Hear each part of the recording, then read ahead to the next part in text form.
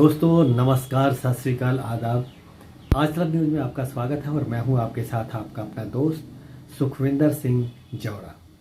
प्रस्तुत है हमारे आज के मुख्य समाचार और उन समाचारों पर हमारी एक विशेष रिपोर्ट। कृषि कानूनों पर किसानों और सरकार के बीच बातचीत का सिलसिला थम गया लगता है। शुक्रवार को 12वें दौर की बातचीत बेनतीजा रहने के बाद अगली मीटिंग के लिए कोई तारीख तय नहीं की गई। वैसे तो बैठक 5 घंटे तक चली, पर मंत्रियों और किसानों में आमने सामने बात 30 मिनट भी नहीं हो पाई।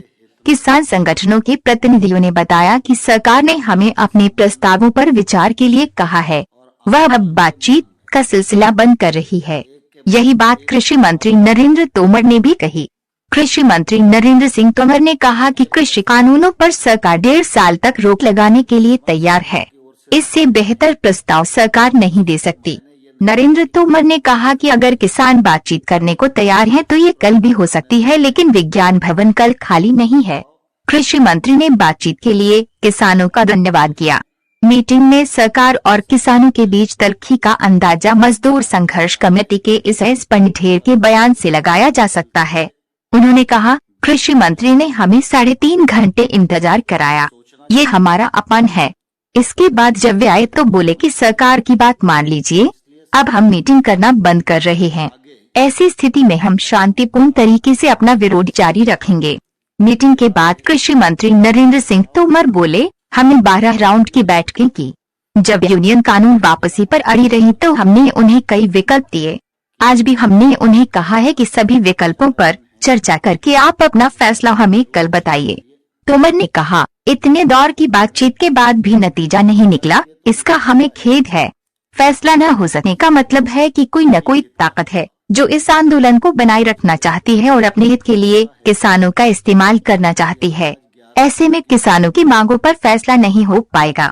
किसान मजदूर संघर्ष कमेटी के नेता एस पंडिठेर ने मीटिंग से पहले कहा, सरकार की स्ट्रेटजी हमें फंसाने की थी, ये मिठाई में जहर छिपाने जैसा था। सरकार चाहती है कि किसी भी तरह आंदोलन खत्म हो जाए। हमने सरकार का प्रपोजल न मंजूर कर दिया।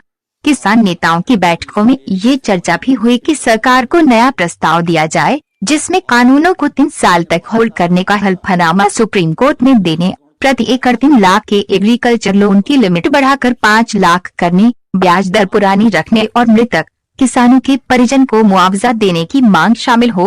किसान संगठनों ने सरकार के प्रस्ताव पर कहा कि हमें ये स्वीकार नहीं है। हम तीनों कानूनों के वापसी के बिना आंदोलन को खत्म नहीं करेंगे। किसान तीनों कृषि कानूनों को वापस लेने की मांग पर अड़े हैं, तो वहीं सरकार कानूनों में संशोधन का प्रस्ताव किसानों के सामने रख चुकी है।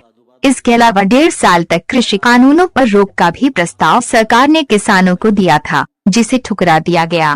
किसान मजदूर संघर्ष समिति के नेता एस पंडिठेर ने मीटिंग से पहले कहा, सरकार की स्ट्रेटजी हमें फंसाने की थी, ये मिठाई में जहर छिपाने जैसा था।